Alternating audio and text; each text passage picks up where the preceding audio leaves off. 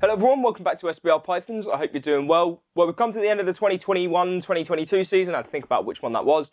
Kind of started my season for next year already. So by the time I get around to doing a pairings video and talking about what I'm doing this upcoming season, it'll probably be mid-season review. But today's about last season and reflecting and reviewing on how it went. So very quick summary for those of you that have got 10 seconds to watch a video. Great season, hit amazing animals, all the wrong sex, and had a really bad clutch rate. There you go.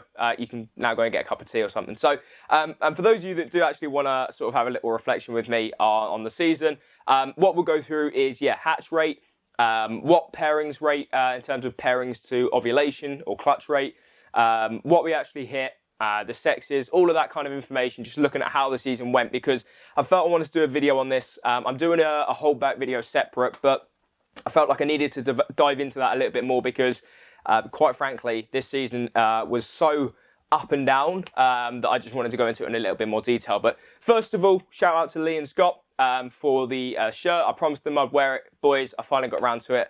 Greatly appreciate you guys coming up recently to have a little look around and also attending the Balls to You Expo with you, which was a great expo. Looking forward to seeing more come from you, Gav.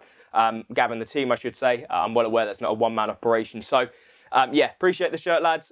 I am going to switch over now, though, because it is festive period. So let's get a Christmas jumper on, and then we'll look into some of these animals. So there we go, guys. A little bit of festivity. That's all I'm going to mention about Christmas. I hope you have a good Christmas and a Happy New Year as well. So, right, end of season review. How did it go? I've got a little phone over here that's got the information for me because I can't remember all of the numbers, but let's have a little look through it. So, last year, I'd done 18 pairings, of which 11 of those went on to have a clutch of eggs. So, that would be a 61% pairing to ovulation rate, which I don't think is too bad. I should have probably looked at the numbers previous, but I think that is an increase on the year on year. I think in 2020 and 2021, I had about a 50%, so up slightly to 60%, which is an improvement. What could that be down to? I suppose it could be down to the dark tubs, a whole variety of reasons, but ultimately, that's not too bad. I'd like to get it near a 70, but I'm not too unhappy with 61% go rate. In terms of healthy clutches, so 2 of those were failed clutches. So in clutch 1 of the season was what I believe to be a banana, pinstripe, enchi, calico, yellow belly or gravel, 66% het pied, one of the unknown bananas from 2020, to the ivory pied. We had 7 eggs and all 7 just went bad within about 2 weeks. Complete failed clutch, not sure why. And then there was one other failed clutch, which I can't even remember off the top of my head. It was the other unknown banana. So what we've now, I think, proved out to be a banana, calico, yellow belly, het pied, to a... What did he go to? I'm not even sure. Calico, yellow belly or gravel, pos het pied. Actually, one of his clutch mates. There was only 2 eggs, and those 2 went bad as well. But that does therefore define it as a failed clutch. So yeah, 18 pairings. 11 clutches, 2 failed clutches. So it is what it is. But then if we go into the actual numbers side of it, so in 2021, so reflecting on the season before, just to have a little bit of a comparison, we had 6 clutches with 46 total eggs, 43 of them hatched, which was a 93% hatch rate and 1 slug. A very healthy season. The complete contrary this year, right? So this year we had 11 clutches. As I said, 2 of them were failed clutches. We had 57 eggs, so although we had more eggs, which you would expect, in terms of that 46 to 57, it was obviously much smaller clutches, only 35 hatched, which is a 61% hatch rate. That's not great. And also 21 slugs. So in terms of fertility and actual success, this season just outright, I'll say it, it's my own season. It wasn't a success. So the reason then that I'm putting that down to, because nothing has changed in this room year on year, apart from obviously converting it into an actual rack room rather than being a bedroom kind of snake room, is that the incubator is completely the same. The actual racks themselves are all LP, and I had the dark tub last year. So I think I had the dark tub last year anyway. But the point is, nothing actually changed apart from, and this is where my theory comes in, the weather. Now, I know that people might go, I'm not entirely sure. It depends how you control your room. This room was not, I'll openly say, not controlled as well as it should have been this last season. So when it got up to 35, near 40 degrees some days, I had no other choice but to just keep replacing ice bottles in front of a fan. And realistically, it was getting it down by 2 or 3 degrees Celsius, but nowhere near to the point it should be. And my therefore logic would be that the females, when they were calling to try and develop those follicles, that just wasn't cool enough for them, and therefore either the follicles didn't develop, which meant that increased our slug rate, or the females that did develop follicles, the sperm, I don't know how it all works, or maybe the sperm was not great when it went into the follicles, or the follicular growth wasn't perfect, but the only thing that changed year on year was that incredibly peaked sort of heat. So that would be my conclusion for the season. And so my solution for that is, one, I have reviewed and recapped my incubator just to make sure it's 100%. So effectively, this only held six clutches last year, which wasn't a problem last year. But going into this season, where I'm doing 25 pairings, I might have 10 in at a time. So it did need to be reviewed. So this now holds 16 clutches. I've also moved the probe into a better position in the incubator, more central rather than at the bottom. And I have installed fans just to keep that maintained circulation. I don't know if I'll have the fans on yet, but they are there if I need them. So I've improved the incubator. And the second thing I've done is I've invested in an air conditioning unit, which is effectively being delivered soon, just to control that temperature next year much better, so that the females, in theory, can have a much better sort of development throughout the breeding season and breeding cycle. Because that is what I believe effectively was the result that caused the results that we had this year. Now, in terms of actually what we hatched from those 35 eggs, we had a fantastic season, right? So, in my opinion, there's two jackpots. So, the actual genetic jackpot is all of the genes in that pairing in one animal. But you've also got a jackpot in the sense of your target animal jackpot. So, I've got what I class as two jackpots, and I like to track what I'm hitting. So, if we look at last year, or this year, I hit 5 genetic jackpot animals. And obviously that therefore translates straight into target animal jackpots, because if I'm targeting the best animal, it's naturally going to be a 1-for-1. So 5 genetically jackpot animals, but then also I hit 9 in total, so an additional 4 target animal jackpots. So I'll give you an example. A genetic jackpot animal would have been a super banana gravel pied.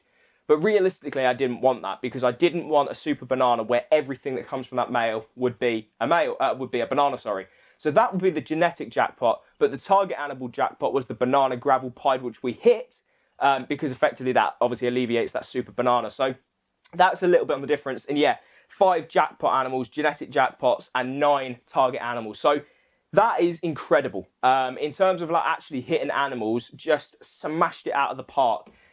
However, as many of you will know, because I've not kept it that much of a secret this year, everything has been the wrong sex. Literally, and I'm not even joking in that sense.